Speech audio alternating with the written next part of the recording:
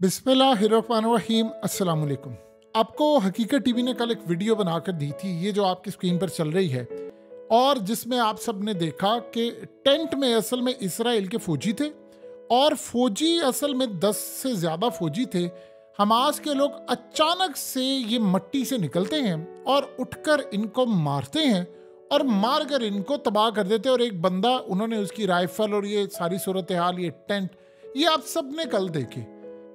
अब आप एक बात पर हैरान होंगे कि दुनिया में वॉरफेयर की टेक्नोलॉजी में जिस ग्रुप ने पूरे वर्ल्ड की ताकत तरीन force, air force, ground force, सब कुछ शिकस्त दी और स्टिल अभी तक वो दे रहे हैं, जिन्होंने दुनिया का सबसे खतरनाक नेटवर्क सुरंगों में बनाया है, क्या वो मनाजिर ये जारी करेंगे कि और उससे क्लू मिलेगा?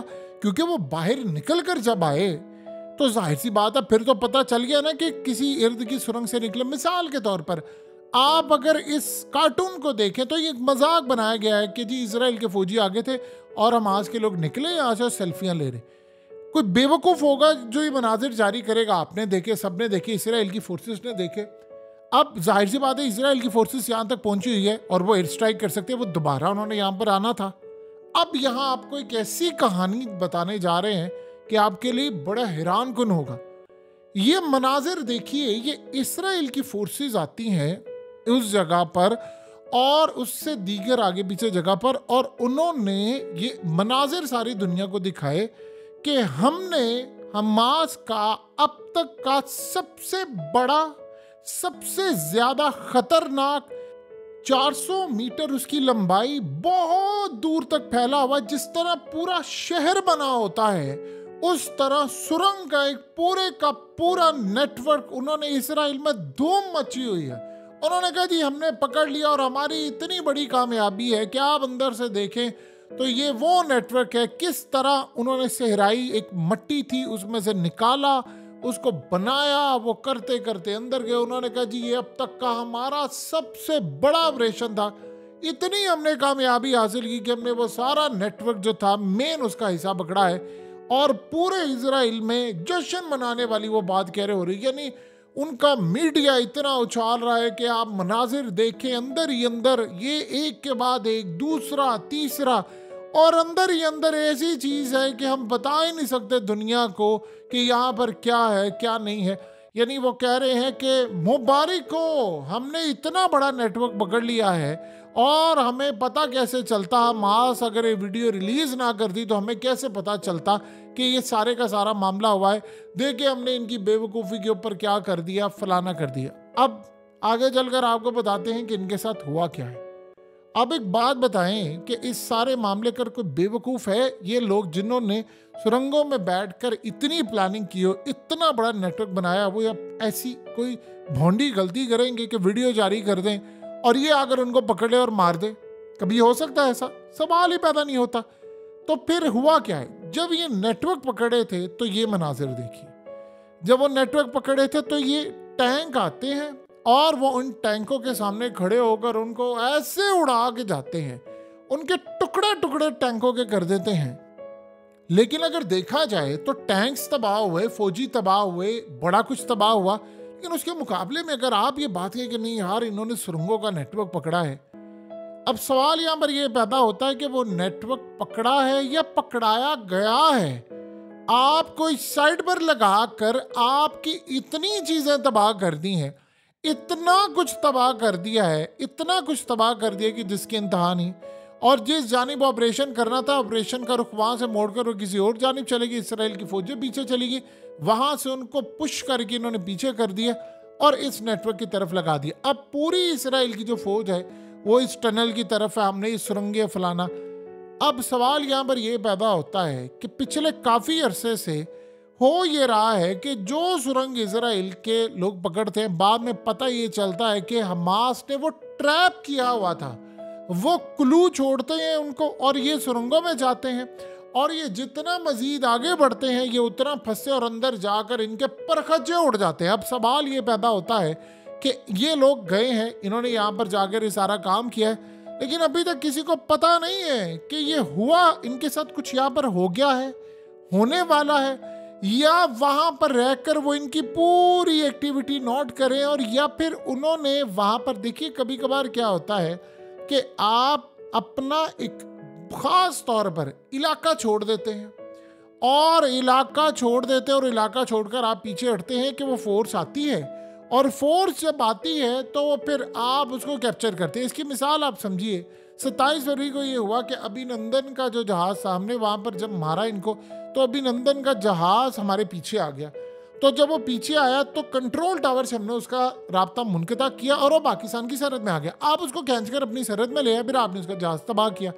एग्जैक्टली पैटर्न ये है कि इस्राइल की फोर्सेस जहां नहीं जाना चाह रही थी वहां पर उनको भेजा जा रहा है, वहां पर उनको कुछ दिखाया जा रहा है, वहां पर उनको कुछ डायरेक्शन दी जा रही है। देखिए पॉसिबिलिटी ये हो सकती है, अब कुछ कहा नहीं जा सकता, कि ये अबैंडन कर दी गई हो, यानी इसको वैसे उन्होंने छोड़ दिया हो और इनके थ्रू उन्होंने कोई रास्ता, क्योंकि यहाँ तक वो अंदर गए उनको असला नहीं मिला, उनको चीज़ें हाँ नज़र आ रही हैं एक के बाद। क्या ऐसी सूरत हाल है कि कुछ जगह ऐसी हैं जो वो चाह रहे हैं कि ये लोग अंदर तक चले जाएं और हमारा काम आसान हो जाए और हम इस सारी सूरत हाल के अंदर चीज़ों को बेहतर तरीके से मैनेज कर सके। अब उन्होंने इस्राइल को इस जानिब लगा दिया है।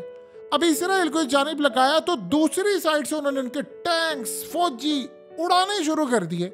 इतना नुकसान उन्होंने किया, इतना नुकसान किया कि इजराइल के अंदर आज हालत ये हुई है। ये जो शख्स आपकी स्क्रीन पर आ रहा है, इसको कोई आम शख्स आपने नहीं समझना, ये इस्राइल की इंटेलिजेंस एजेंसी मोसाद का चीफ है। अब एक बात बताइए, इतनी बड़ी आपने सुरंग पकड़ी है बकौल आपके, अब ये नहीं पता कि उन्होंने इनको पकड़वाई और उसके बाद हो सकता है इन पर हमला कर दिया हो। अभी उन्होंने इसकी फुटेज जारी ना की हो, बताया ना, ये तो बाद में पता चलेगा।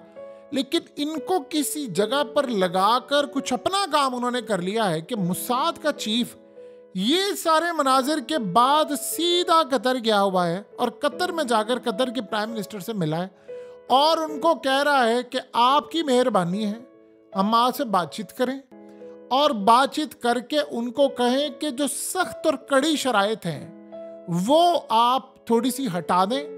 हमारे लिए भी मसला, आपके लिए भी मसला है और इसको हम जंगबंदी की तरफ लेकर जाते हैं। यानी जब कैदियों का तबादला होता है तो जाहिर सी बात है जंगबंदी होती है।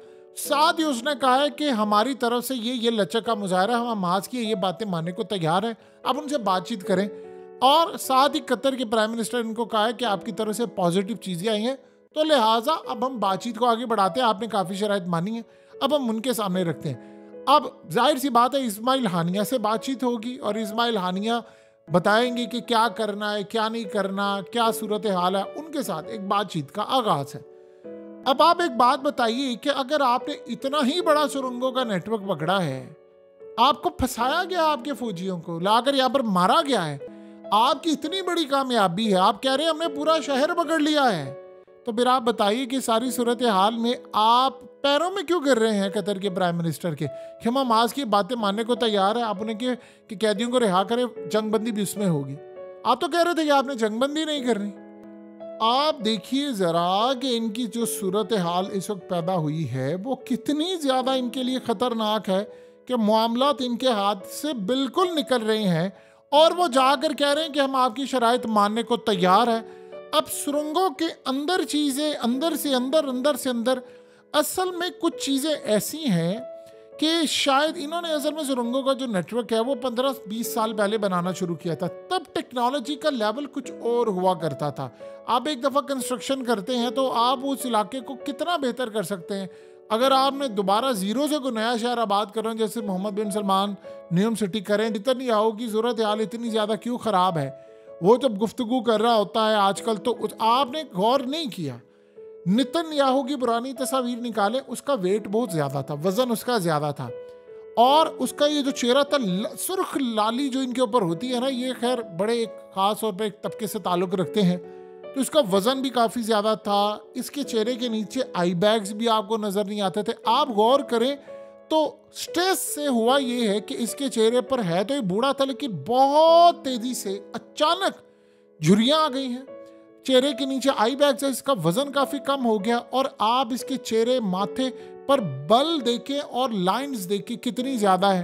यानी कोई भी बॉडी लैंग्वेज एक्सपर्ट जो है वो नेतन्याहू की इस तस्वीर को देखकर इजीली बता सकता है कि इनके साथ क्या सूरत हाल है, इस बंदे के साथ लेवल क्या है। आप इजराइल की तारीख की वो जंग लड़े हैं जो आप हार रहे हैं, आपके शिप्स तबाह हो रहे हैं, आपके लोग मारे जा रहे हैं, फौज मार खा रही है, आपकी तबाही हो रही है, लोग आपके खिलाफ हैं।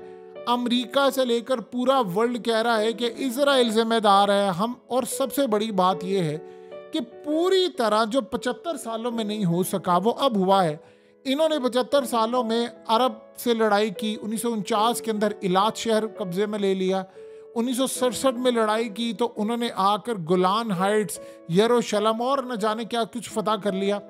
ये 1987 में हमास की एक तंजीम बनती है और वो भी इतनी खास नहीं थी, और वो सुरंगों का एक नेटवर्क बनाते हैं जिसको ये आज पकड़ कर खुश हो रहे हैं। और करते करते एक सूरत हाल ये है कि इस सारे मामले पर वो इतनी आगे जा चुके हैं कि अब वो दुनिया की ताकतवर तरीन मुल्क को 105 अरब डॉलर का लॉस कर चुके हैं। ये डायरेक्टली है, इनडायरेक्टली की बात नहीं हो रही। इनडायरेक्टली तो वो है ना कि जो शिपिंग आपकी आ रही है, आपके जो बहरी जहाज है वो तबाह हुए हैं, आपकी इन्वेस्टमेंट रुकी है, लोग वहाँ से छोड़कर चले गए हैं, तकरीबन 5.25 लाख लोग छोड़कर चले गए हैं, 2.5 लाख के करीब अब ऐसा 2.25 लाख से 2.25 लाख गई, फिर उसके बाद 2.5 लाख के करीब अब आपके अनएम्प्लॉयमेंट क्लेम आ रहे हैं। इन्वेस्टर ने बाय बाय कर दिया है, शिपिंग कंपनीज ने खुदा हाफिज कर दिया है कि भाई हमने आपने मुल्क में नहीं आना जब तक ये जंग ख़त्म नहीं होती। और करते करते आपके अपने हथियार कंज्यूम हो गए हैं और आपको ये नहीं पता कि आपके दुश्मन के पास अभी हथियार कितने हैं, हिजबुल्लाह के पास कितने हैं, यमन के पास कितने हैं, यूरोप के पास ख़त्म हो गए, यूक्रेन के अंदर उन्होंने अमेरिका से लेने थे, वो कह रहे हैं हम ये क्या करें। तो इस सारे मामले के अंदर इजराइल की जो पोजीशन है वो इतनी ज़्यादा वीक हो गई है कि जिसकी कोई इंतहा नहीं है। और अब ये सुरंगों का जो नेटवर्क है ये तो अगले चंद दिन के बाद आपको पता चलेगा कि इजराइल के साथ हुआ क्या है।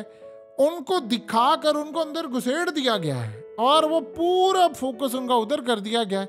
ये काम असल में किया था अफगान तालिबान ने। आप जानते हैं कि अफगान तालिबान के बहुत सारे लोग ऐसे थे कि उन्होंने अपनी जानों की जब कुर्बानी दी थी तो वो खुदकश हमलावर बन जाते थे और उसके बाद अपनी बॉडी पर बारूद बांध के इनकी अमेरिकी फौजियों के सामने आते थे और एक जगह पर वापस चले जाते थे। और जब वो वापस जाते थे तो असल में अमेरिकी ऊपर से ड्रोन्स मारते थे उन जगहों पर और पता ही ये चलता था कि वो अंदर ही अंदर घुसकर कहीं और निकल जाते और पीछे से आकर हमला कर देते थे। यानी वो दिखाना सज्जी और मारना खब्बी, ये वाली सूरत हाल पैदा हो गई थी। आप अगर 72 दिन देखें तो इसराइल के साथ यही हुआ है। जहाँ पर जाकर फतह का ऐलान करते हैं वहाँ पर जाकर इनके साथ सूरत हाल बुरी हो जाती है और फिर इनके फौजियों के बारे में आ रहा होता है कि जी वो अगले जहान चले गए हैं और पूरा इसराइल रो रहा होता है और ये कहते हैं कि जी हम बदला लेंगे और बदले की हालत ये है कि जंग ही नहीं जीत पा रहे।